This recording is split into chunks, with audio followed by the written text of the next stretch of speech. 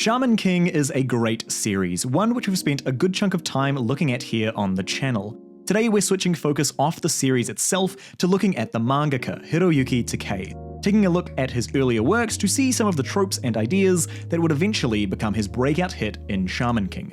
This is Broadly Takei, Part 1, in the years before Shaman King. Here's today's menu.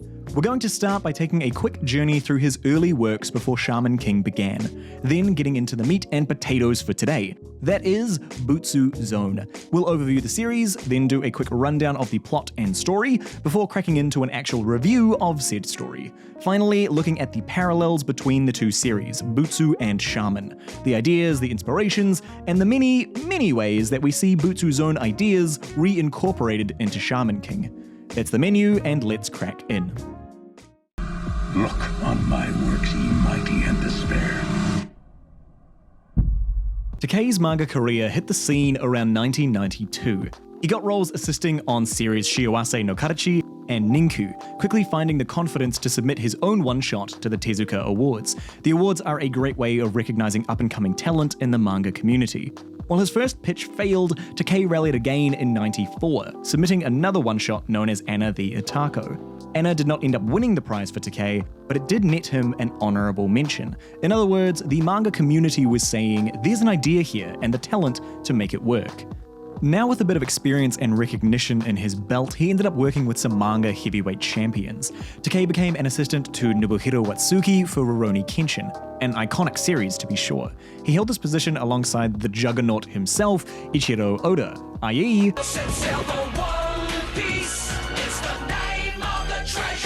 All the while, he was reworking ideas from the original one-shot into a new incarnation. In 1996, he released a new one-shot, Butsu Zone, which managed to gain attention from publishers. This would be his first weekly serial, and thus, Butsu Zone, the series came to be. While only running for the year in '97, Butsu Zone laid all of the groundwork for the following year in '98, when Takei would release his best-known work, Shaman King! You are the man I seek. Come, sit. Tell me a tale. Butsu Zone debuted and concluded in 1997, a run of only 19 chapters before hitting a pretty rushed conclusion. What's it about? We follow Senju, a bodhisattva, that is one on the path to Buddhahood, on his divine mission to protect a young girl named Sachi. Sachi is destined to become a Buddha to save the world. Thus, they begin a short adventure to keep Sachi safe from the forces of Mara, that is, the forces of worldly desire. The story pulls quite heavily from Buddhist teachings, both in characters and terminology, setting up a much larger world than the series has time to play with, the ending coming much quicker and quieter than you'd expect. The general feel around the series now is a resounding like it's not bad, but there's no real big drive to get into it either. Most people pick up the series because they're already fans of Takei through Shaman King, and I guess I'm exactly the same. This does put a bit of a positive spin on the series because most of its readership in the years post-release are already Shaman King fans, and like we said before, there's a lot of parallels here. That being said, let's run through the actual story. I think it's time for a little story. This is Sachi. She doesn't know it yet, but she is going to save the world. On this day, she's getting threatened by a local gang when all of a sudden the nearby Buddha statue comes to life. This is Senju. He's an emissary of Canon, the good guys of our story. He has just incarnated into this statue to protect Sachi. He reveals that Sachi will one day become the Bodhisattva Miroku, one destined to save the world in times most turbulent. When the gang comes back to take revenge, Senju shows off his 1,000-arm armor and sends them running. Having now proved himself, he tells Sachi that the two of them need to journey to India, where she will eventually awaken. So the journey begins.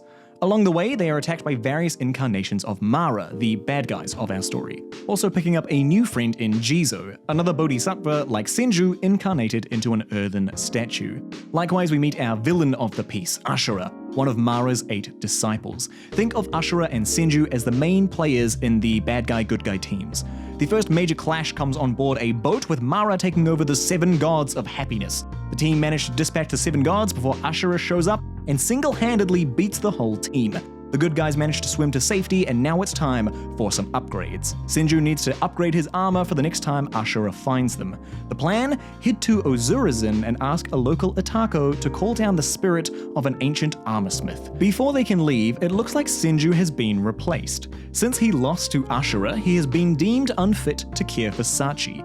A new face, Bato, one of the strongest of Canon's pantheon, appears as Senju's replacement. The team agrees to the new protector only if Senju can't best him in combat after he gets his upgrade, so the gang continue on to Ozurizen. Upon arriving, they run into Anna the Itako, local badass and exactly the person they need. Anna calls down an armorsmith and Senju gets his upgrade, which means it's time for the fight between Senju and Kato. Just as the clash is getting heated, they arrive. The Dragons of Heaven led by Ashura. The final battle begins. Kato and Jizo manage to take down everyone bar Ashura himself, Ashura going on to kill both bodhisattvas, pushing Senju further and further. He's testing Senju's conviction. Is the love that Senju stands for stronger than the hate in the world?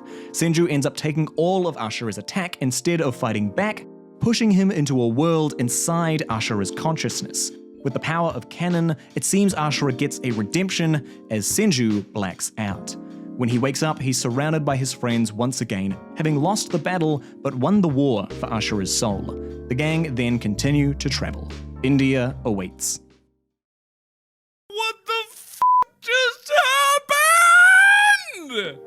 That's it? That's the ending? That was the ending? Where did those dragons of heaven come from? Is there more? What happened to Ashura? How did he get saved? Yeah, well, that's really it. That's the whole series, I'm afraid. Let's start this review by taking a look at that ending. Butsu Zone got cancelled. As such, it needed wrapping up fast. So what do? You literally interrupt the story with the ending you want and hope it'll fit in. This is what it feels like in Butsu Zone. Kato and Senju are having their fight when Ashura shows up with the big sign that might as well say, "It's time to wrap it up, fellas!" I imagine the Dragons of Heaven were going to be the next set of villains to overcome, a unique set of villains that the team overcome on their bizarre adventure. Since they don't get that arc, they feel oddly jammed into these final chapters. Then we get Ashura tending way more into looking for a redemption. It's loosely suggested in the previous chapters, but not at all to this extent. Ashura is being forced into an ending without the journey to make it satisfying. Also, a big part of Ashura's plan is to kill Jizo and Kato to try and push Senju to hate him. But from what we know, these are just temporary bodies for these bodhisattvas. You can kill these bodies and they can just incarnate into another statue. Killing them is really not a big deal. But that's all to do with the ending. Surely it was showing signs of trouble before to warrant cancellation. I think the main criticisms of Butsu Zone are twofold. Firstly, it embraces its inspiration too much too soon. And secondly, that inspiration is too far removed from a wider audience. In simple terms, it throws too many Buddhist ideas at you too quickly that most people won't keep up. Since we mentioned Oda earlier, let's use One Piece as a contrast.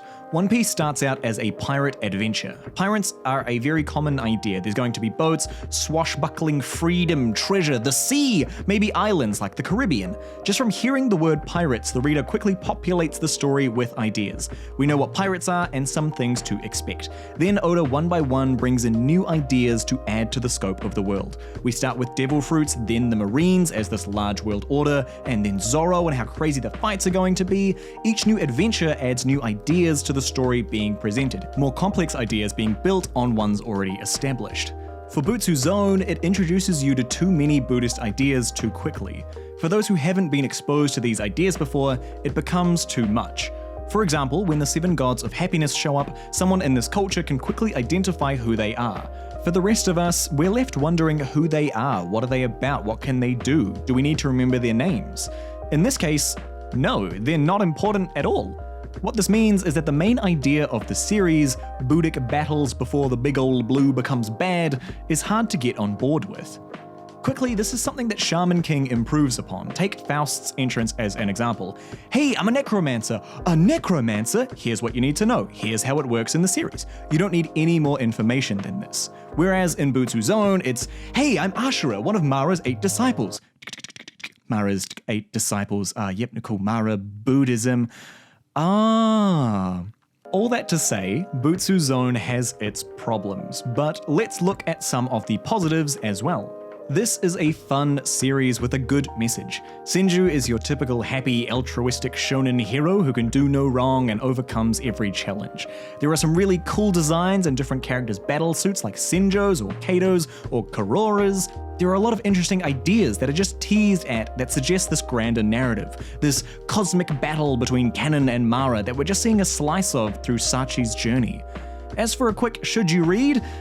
Probably not, but that does kind of switch to a yes if you're a big Shaman King fan, because a lot of fun can be found in seeing what really is a proto-Shaman King, seeing what eventually would become Shaman King. For everyone else, you can give it a miss. There's probably better things you can spend your time reading. Okay. They're the same picture.